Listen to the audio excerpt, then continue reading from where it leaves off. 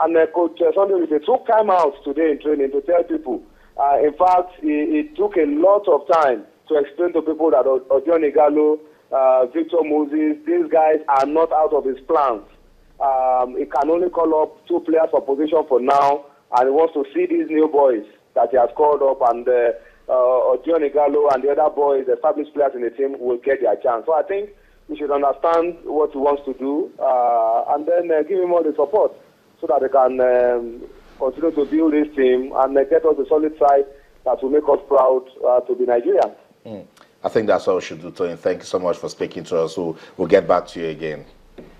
Thank you, Austin. Thank you for having me. All right, Tony. So, guys, that's about what we've been saying. Everyone will stop talking about Odion Igalo, but the coach has said it's clear. It's not over. I'm still looking at these players. They can still have a chance. I think so. I mean, building a national team is a continuous process. It's not if you have everything locked in stone. It's a fluid process that keeps changing. This player is informed. This one is not informed. This one is injured. This one is not. This one fits into a certain tactical setup. This one doesn't fit in. You know, the arguments always go on about Odion Igalo and Victor Moses, and especially Anthony Uja, who a lot of people were surprised made the call up. Yes, he did decently well for FC Cologne last season. And you must remember that I was speaking to a colleague today, and he told me something very interesting. He played the devil's advocate and said, Sunday is based in Belgium. Belgium is just a short hop across the border into Germany. Germany is where Anthony Uja is based. That was where the preseason training took place.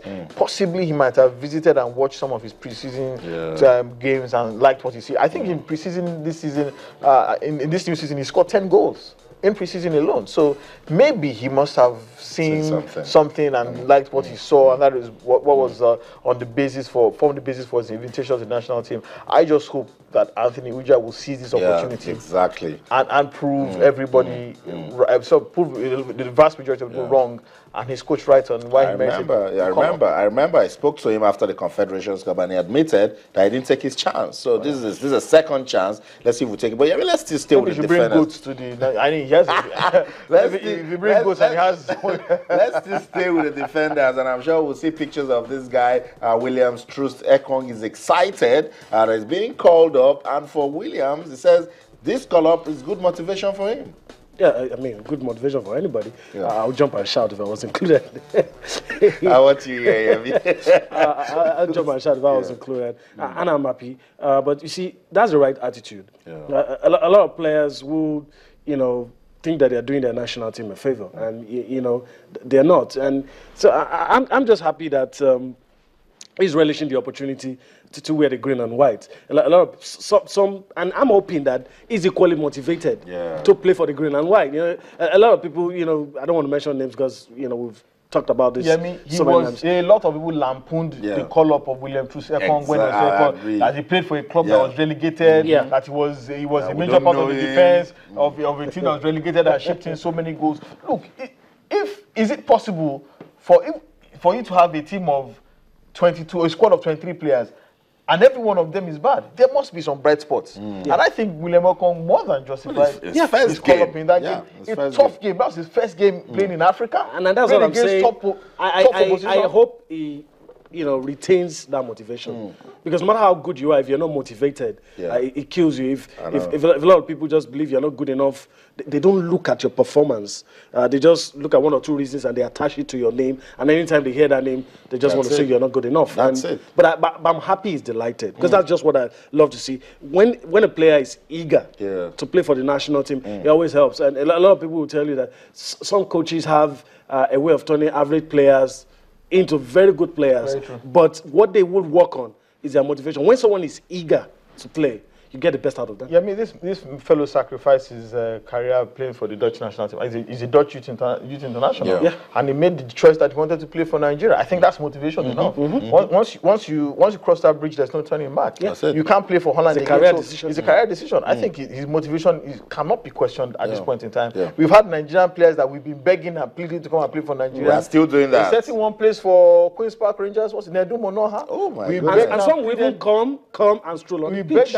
pleaded for him to come. He was treating us as the England way I will go. Now we are not even looking at in a direction. No one's thinking Time about has him. disappeared. I think I like the defense line, and particularly they were all playing for the first time. William Truzeko, Kenneth Omero, Kingsley Madu, and Leon Balogun, and they did well. So that's it. The defenders invited by Coach Sunday only said the foreign-based players: Leon Balogun, Kingsley Madu, Godfrey Obuabona, William Truzeko, and Kenneth Omero. We believe they can do big things against Tanzania. So let's quickly, we're still trying to establish connection with a member of the NFF Technical Committee. We're still trying to scrutinize that list that is getting all of us talking. But while we wait for that call to come in, let's quickly talk about international politics. And we just can't stop talking about FIFA. FIFA is not Blatter now, it's Platini. What's going on, guys? Are they trying to distract Platini, saying that is going on with smear campaigns? Well, it's deep. You know, the politics. I mean, was it last week? It was revealed. Blatter said he was threatened with prison. Some comments attributed to Michel Platini saying that if Blatter went ahead to contest in that election, probably would have ended up. If that was the setting before the election, he won, and long story short, stepped down. So Blatter was trying to say that, look, we had this father-son relationship. Suddenly, this man just turned on me. That it's not as clean. I mean, you know, that's the smear campaign. That it's not as clean. Oh, hold on. Are you accusing Blatter of being behind the smear campaign? I don't know. I don't know where it's coming from. I don't know where it's coming from. But that's what's the rumor mill. You know, that's what's there's actually a 1,400 word document that was released to the international media titled "Platini and Skeletons in His Cupboard" or something like that, detailing you know, a lot of atrocities that this man is supposed to have committed. And well, the truth about it is, look, be it local politics, sporting politics, international politics, every kind of office politics, every kind of politics is dirty. And the truth about it is, being FIFA president is a big deal. Very big You are sitting with kings, presidents, leaders of government. You have no standing army. Power. You have no political, no. How do I put it? You have no constitution backing your rival. You are more or less the head of an international NGO. But once you make a proclamation that your company is banned from or suspended from international football, imagine the kind of ruckus or chaos you cause in that company. I agree.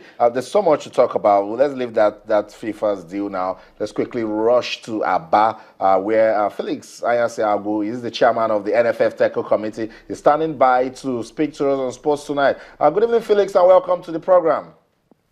Thank you, Austin. You guys are doing a wonderful job. Thank you so much. We appreciate it. Felix, we're still getting reactions. These Super Eagles list of invited players for the game against Tanzania. Tell us, is this what Sunday Olise wants?